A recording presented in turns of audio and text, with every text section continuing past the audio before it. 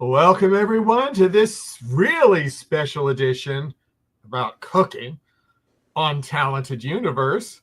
And I am so excited that our guest today, but also I'm excited for our co-host today. Greg, how are you doing today? Doing well up here in the cold northeast of the U.S. Yes, it is cold up there. It's cold here too, so it's like. But Marcia, in hopefully the sunny part of Florida, maybe. Well, we did have kind of a cold snap where it was actually colder here in Northeast Florida than it was where you guys were. But Yeah. now we're back to the sunny 70s. Oh, that's nice. That's nice. Yeah, I thought something was bizarrely wrong with the world because it was like freezing cold where you were, and we had somebody falling off of the roof on the highway of a moving vehicle. So that really sounded like a Florida thing, and you Yeah, guys were it's a getting the Florida thing. freezing temps. Yeah, is kind of crazy. That is kind of crazy. But I would like to welcome Aaron Chappell and Aaron Vanderkley to our show Yay. today. We are going to be discussing their new venture in video entertainment and instruction, their new cooking show. And now my brain is 10 forward test kitchen. If either one of you would like to say who was the one that thought this up, or did you both do it together, or did one want to run away when the other mentioned it, or anything like that? It was basically both of us sort of came up with this idea. So, if people don't know, we've been making fan films for almost 10 years. It'll be 10 years next year. And we found ourselves in a position where we weren't able to make fan films anymore, just financially and just circumstances.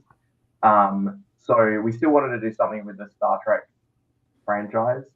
And a few years ago, they had released the second edition of a Star Trek cookbook. And we were like, oh, we really enjoy cooking. We'll do recipes from that book and turn it into like a YouTube series. And we started road testing some recipes from the book, and they weren't that good. Um, just in terms of like there are two types of ways to sell a cookbook, and one is a name, and one is like really good pictures. And this had both, but I think it's kind of food that you would make for like a one-off Star Trek party. Like if you were having a party and you wanted to make the cubes and gagh and things like that, and it was like a once-off thing. It's not food that you would actually eat. So yeah, we sort of left it for a while, and then decided we were going to do this cooking show, and we were going to come up with our own recipes or sort of remix the recipes from the cookbook. But we had like three rules for this show, and the first one was making sure that the food looked like it did in the show. So that meant sort of finding out how they did the food in the show. The second one was making sure that it actually tasted good. And the third one was making sure that it was food that people could actually cook. It wasn't outside the realm of the average person. So that's kind of how it came about.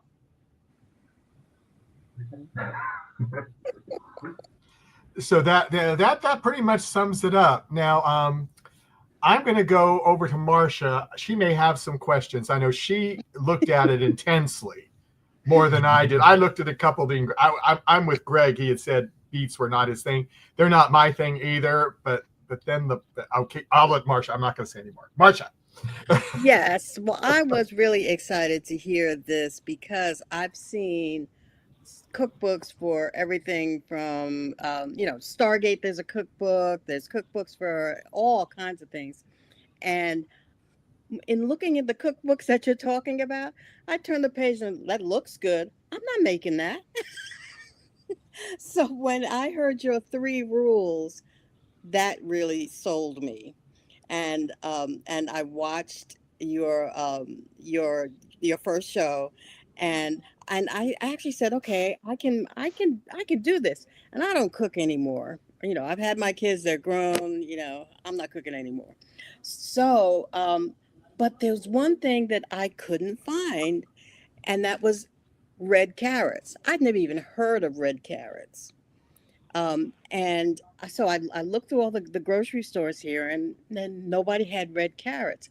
I started to read up on red carrots. They're extremely nutritious, they have great benefits. So, are red carrots common in Australia? Purple carrot, but I think so because we were a bit skeptical. I'd never had purple carrots before. I'm not sure about you.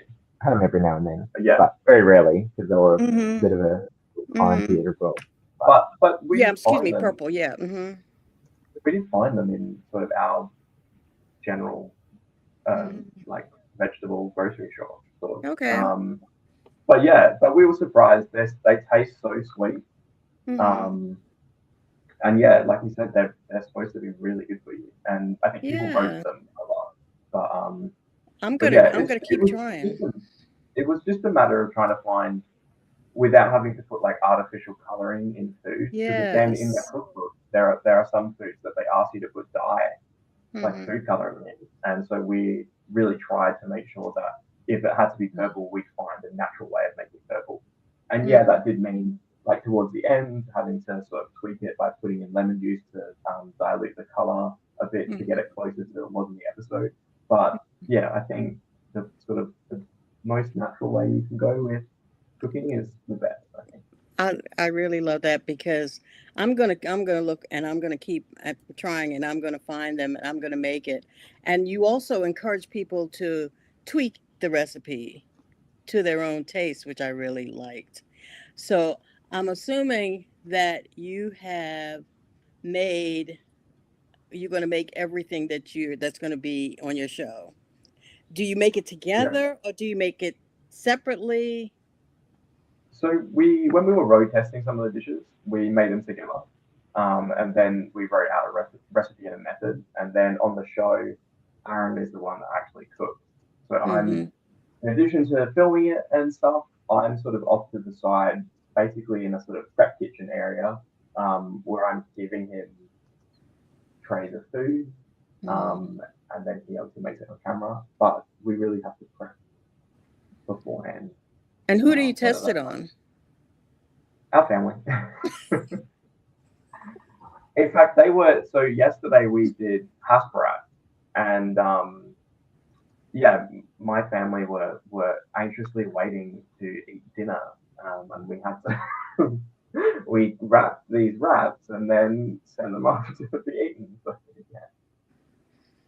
And I imagine having you have to dress in Star Trek garb to get the full effect of because most of your films have been done Voyager style, right? On next, yeah. And Yeah.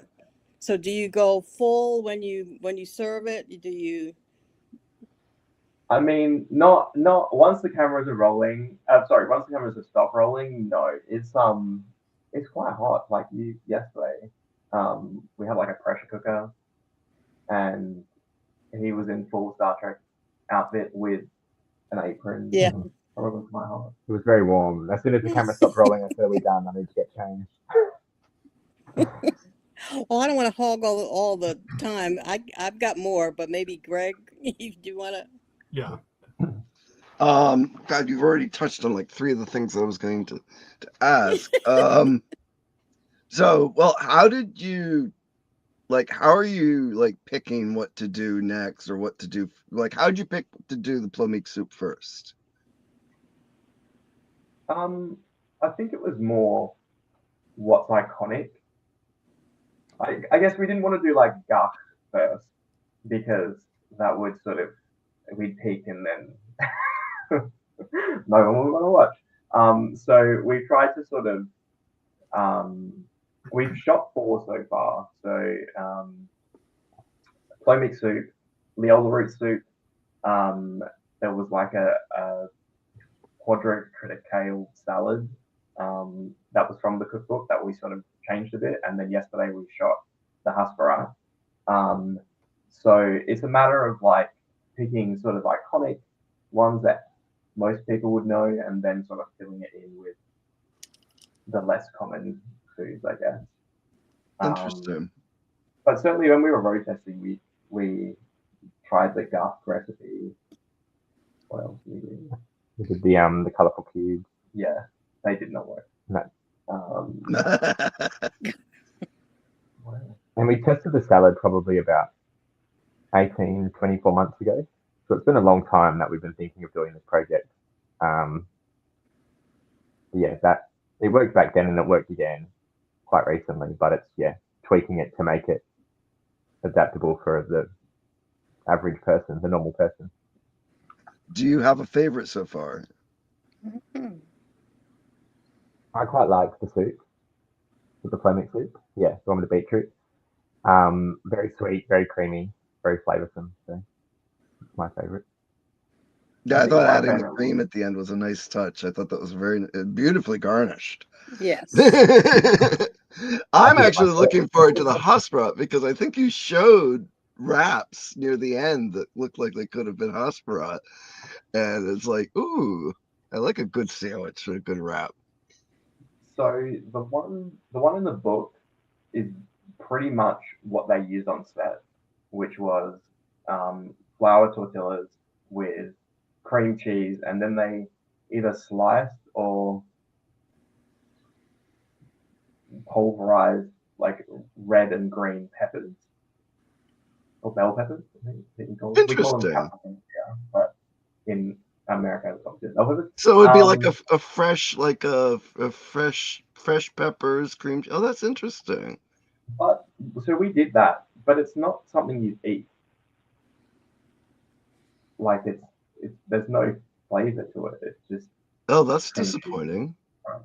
Yeah, so our recipe is actually based on the Universal Studios Fan Fest nights. They did like a Hasperat that's spicy pulled pork. Oh, So we've done that basically. I am looking forward to that episode. So yeah, Very so much so.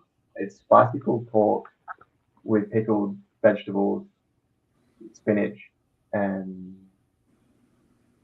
Sriracha mayonnaise. sriracha mayonnaise.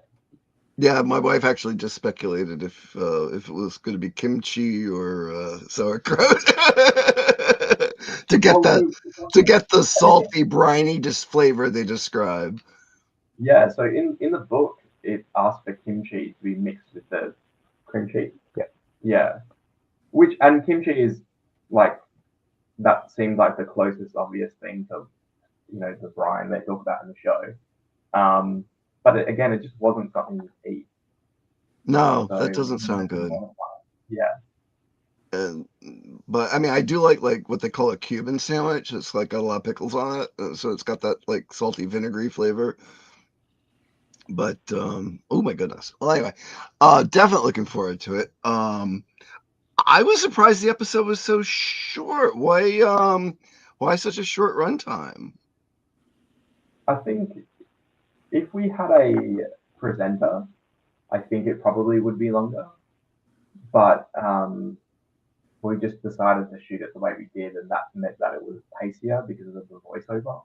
Okay. So we'll see how that tracks. To be honest, we haven't got really the views that we wanted for the big long form video, but what we have got lots of views on is for the like YouTube short and like Instagram reels. Ah. And I think depending on how we go in the future, it might be that this might be better suited towards being a reel. Because that's a great idea, actually. Yeah. Actually, I yeah. feel like I see a lot of cooking reels. You do too. We usually share them with each other. But yeah, it seems like the audience is really wants compressed information. Yep. Well, I must say, even with it was just short of 6 or 7 minutes. Mm-hmm. And even in that runtime, you got all the information out. You showed the recipe. You showed it being made. You referenced the show. Great hiccup that the soup was different in so many different episodes. Oh, there goes my thing. Yeah. Mm-hmm. So, in that case, I will let Michael finish that one then. Well, no. I'll let you know. Yeah, I noticed that too. And honestly, I had not noticed that in the show. And when you pointed that out, I went, every single series did it differently. And I enjoyed that you went back to reference the original with the original series. And but it was like, I don't know. I just it didn't even dawn on me that they were different in every one of them. Had you known that before you started doing research, or? I think I knew. Well, the good thing was that we had the older cookbook from I think the 90s, and Ethan Phillips co-wrote that book. And that cookbook is more traditional of that era where there are no pictures. It's just like the cast and crew give their recipes. What was really good about it was that they interviewed the props master for both Deep Space Nine and Voyager, and they had different approaches to the same food. So in Voyager, they said that Plomeek soup was like a celery-based soup with a shredded carrot in it for color. So I knew that in Voyager it looked different. I knew the original series was purple. Obviously, when it came back in Strange New Worlds recently, it was purple, like the original series. So yeah, but it was interesting, like researching it and seeing how it looked different. Even in Deep Space Nine, between episodes, it looked different. So yeah. Yeah, that was interesting. Arc 54 says, I can't wait. I must try these edible treats.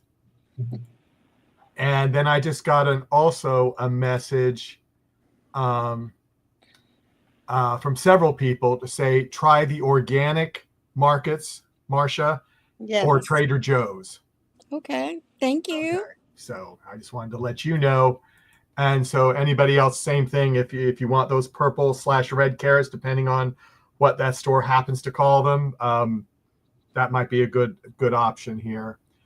I'll take the recipe with me and go, this is what I want. This is what I want. Yes. And then they'll say, where in the world did you find that recipe? So it's like, whatever. But Aaron C., what kind of drew you to this? I know you said you kind of both decided, but what got you excited about this? Or did something get you excited about this project? Maybe something you've wanted to do and you haven't, and this kind of fulfilled that little craziness that you wanted to go to? I just love cooking. And as soon as Aaron said to me, I want to do this, and when we started working together to work it out, it definitely grew interest in me. From the start, I was like, oh, another project, okay. But it's definitely something, we spend a large portion of the day cooking this food, and it's actually edible. We can actually eat it. It's not just the show. But I mean, you scroll through my YouTube or Instagram, and every other reel I'm watching is a food reel. Plus, I always wanted to get in front of the camera, and this is my opportunity to do so. Aaron doesn't want me to. Yeah, you don't get in front. You're like me. You don't get in front until I started this podcast. But yeah, I didn't get in front of the camera either, so I totally understand that. But other thing, yeah. But other thing for you, Aaron, is I know you were not a very much of a Star Trek fan at the beginning.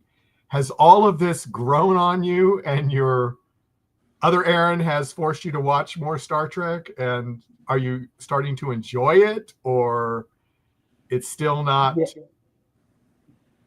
I think I'm there. I definitely enjoy Star Trek. Probably not so much the original series, but I mean, Voyager. I loved Voyager. I want to go back and watch it again. Deep Space Nine, it was the same. So I'm definitely going through the phase of, not the phase, but the Star Trek fan era. Mm-hmm. You're just a little behind. Yes. Mm-hmm. I'm going through it now where everyone else went through it 10, 15 years ago. Well, that's good. This is to either one of you. Have you run across, when you're starting to test before you film, when you're trying to test out these recipes, is there one you just can't figure out how to make it taste good or anything? Or have you found ways so far, the ones that you've looked at, to do on the show? Have you been able to figure things out, or are you still working on some? The ones that we've shot so far have been pretty okay. The next one that we're probably going to do is Gagh, and working a way to make that look like it does in the show, as well as taste like a meal that you would eat, is an interesting challenge. There's a lot of different approaches to it. In the show, the property master says it's udon noodles and chicken teriyaki sauce, which is a bit hard to believe because when you're looking at screen caps of it, especially in Voyager, that's not what it looks like. It looks very dry.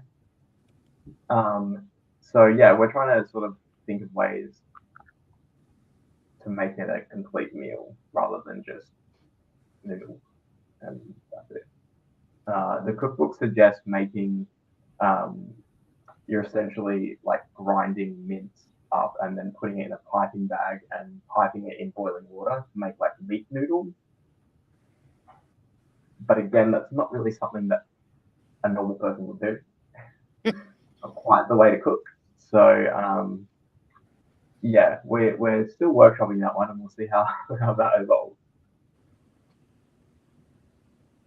Well, I would think it's like mixing a fried rice type thing, but use like spaghetti noodles instead, so you can get like the coloring and the shape.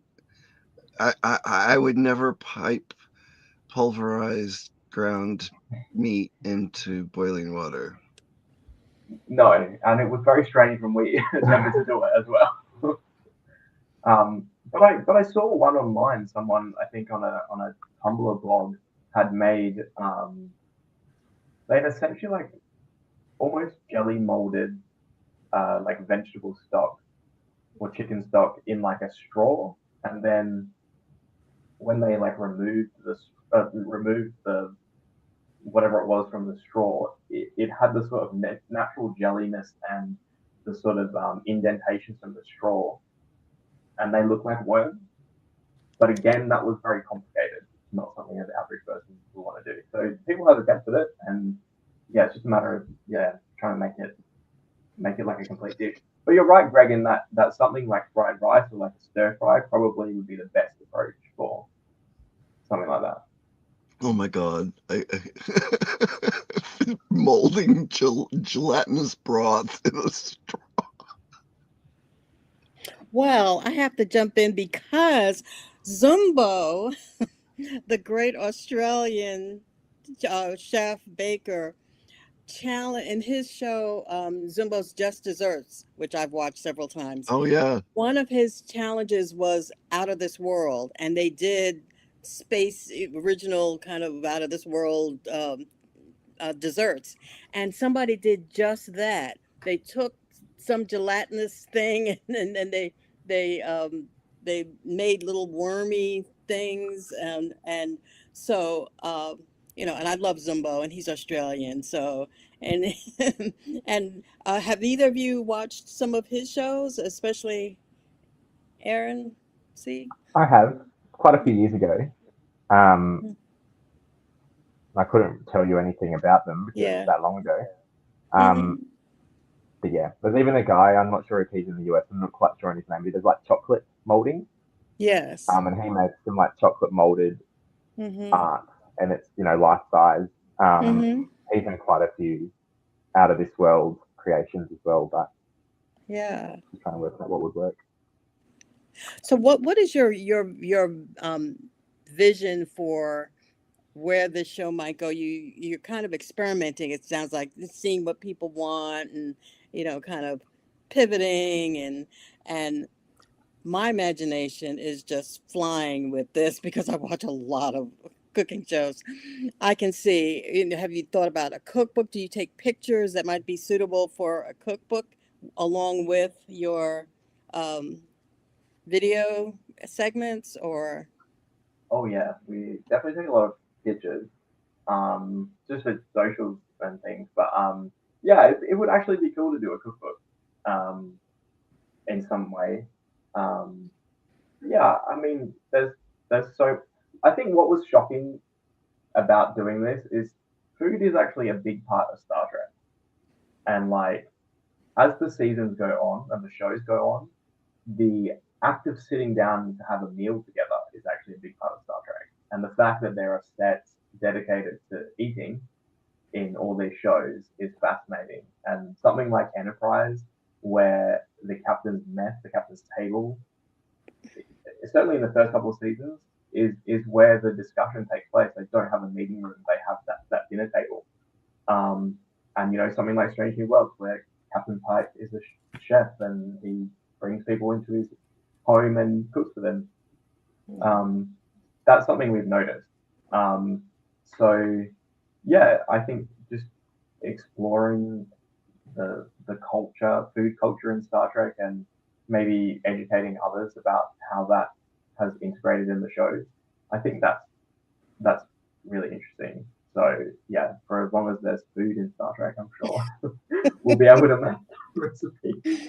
And going even further, I love merchandise, and I'm already thinking about apron, an oven mitt. There's a friend of mine who does original oven mitts for sci-fi conventions, and she does all kinds, Harry Potter, anything you can think of, and I can see that whole the whole Yeah, outfit. That's fun. well, That's we had to make some aprons. So yeah, I mean, as long as we brand them 10 Forward Test Kitchen, I think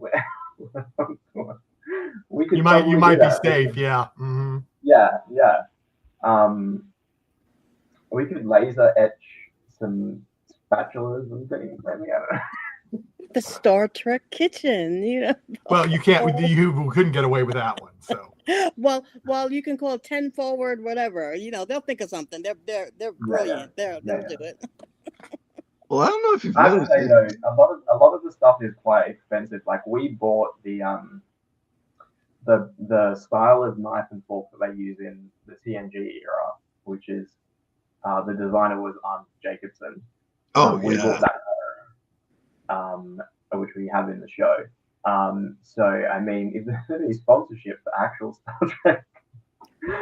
Star Trek crockery and dinnerware, that would be great. I'd love one of those Nissan thermos cups, like the Janeway cup. I've Oh, always those wanted are Yeah. good. that. Anecdotally, we used to have those teacups with the plastic handle where it like clips around of like the beaker part, and we had them before they made an appearance on Next Generation. We had them too, but they always broke. And Yeah, the glass was I very went out, fragile. yeah. I went out and bought some just off like Facebook Marketplace a few years ago for a film. And when I was picking up from the lady, she was like, "Oh, my son calls these Star Trek cups because Picard uses them in Star Trek." And I was like, "Whoa, that's why I want them." So yeah, they're Exactly. definitely iconic. That's And it's funny. funny because Master Replicas, a company that makes all sorts of different Star Trek merchandise, they've partnered with Bodum to re-release those cups. So I saw the ads. Yeah, that's funny. and they're so Anyway, expensive. So And then I can see a cooking competition at conventions. You can do, oh yeah, we just do panels, definitely. live demos. Yeah. Masha, you might need to be our like PR person. there. You got the goods here. And do you have a chef or I know that Aaron, you do cook. Do you have a chef consultant by any chance? Somebody who not that I'm not a chef by any means, but just wondered, Actually, that. that's Mhm. not true. We have my mum. My mum is Italian, Ah, so she is.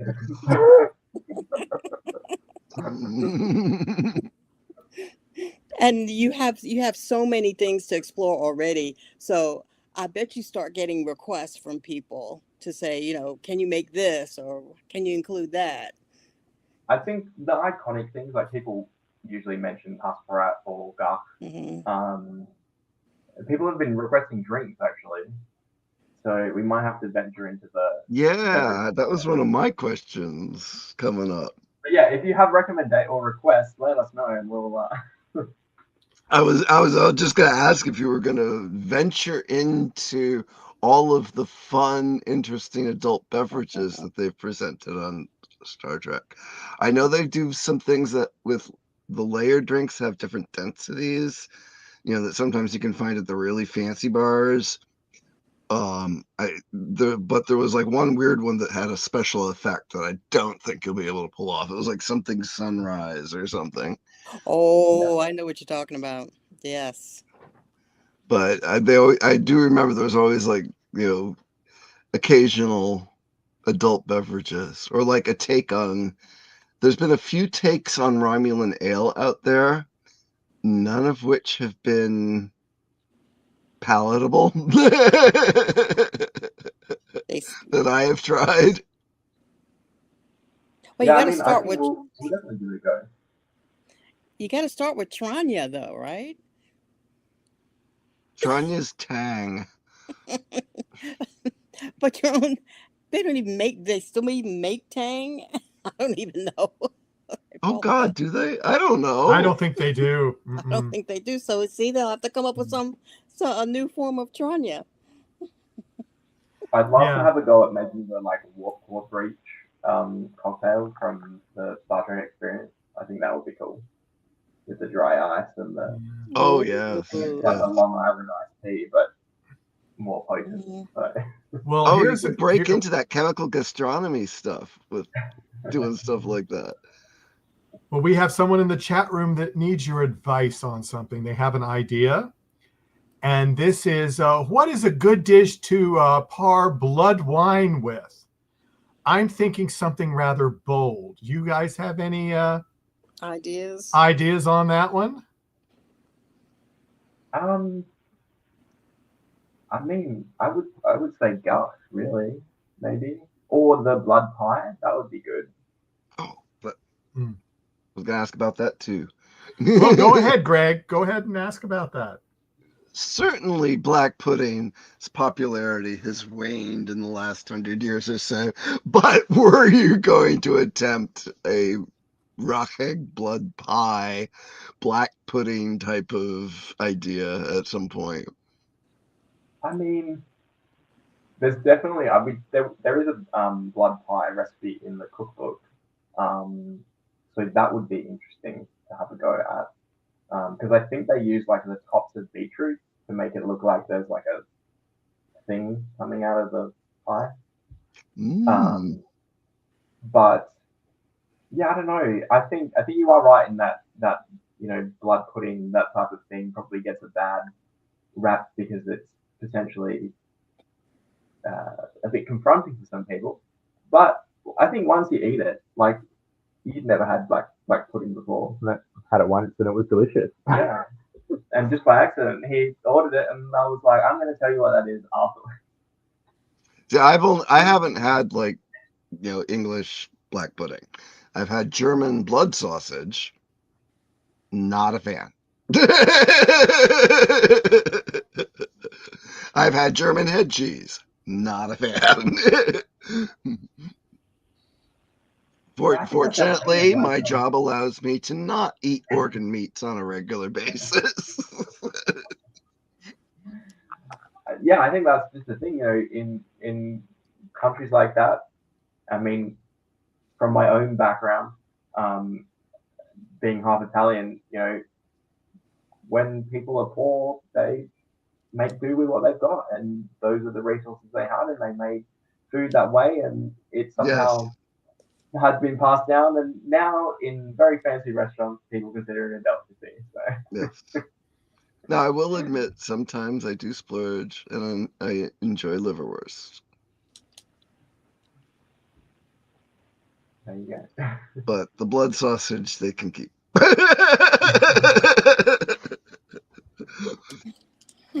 There you go. Marcia, did you have anything else to ask them? Yeah.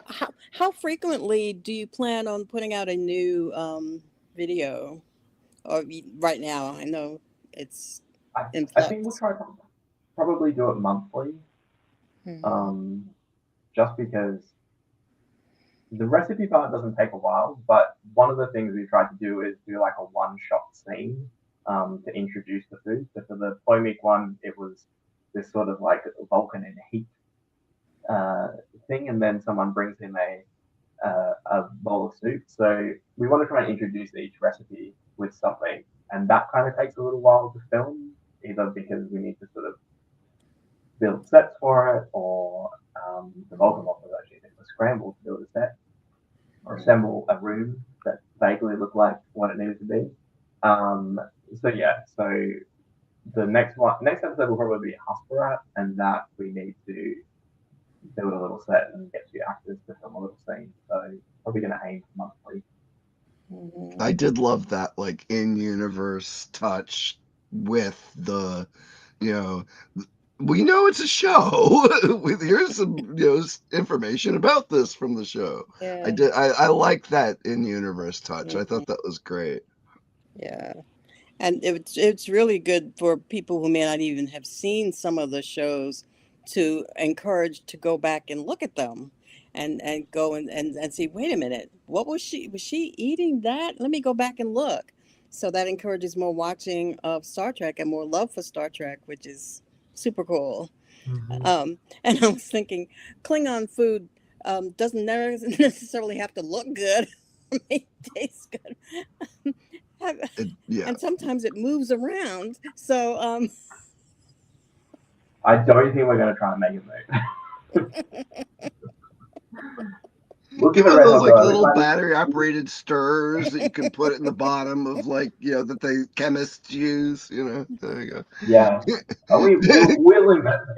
Maybe for the one-shot scene, we'll have it moving, but for the presentation of the meal, maybe not. Maybe wait for that. It'll Yeah, be fun. I'm I'll sure leave that. whatever you come up with, it'll be fun. and I'm so excited. I don't even know if I even asked this already, but if I did, just tell me, Marsha. You really have to think. What about original recipes that you haven't seen, that you would like to create? Have you thought about creating something?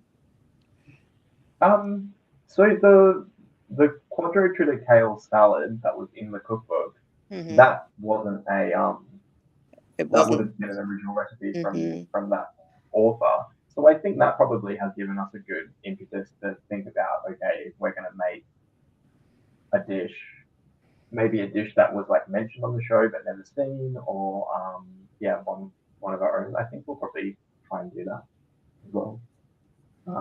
It's just that thing of, unfortunately, maybe once we establish more of an audience, I think that will be a good thing to do. But for the moment, if they're just things that people are searching, YouTube searching or Google searching, like the sort of more name Star Trek things might be a better idea for now.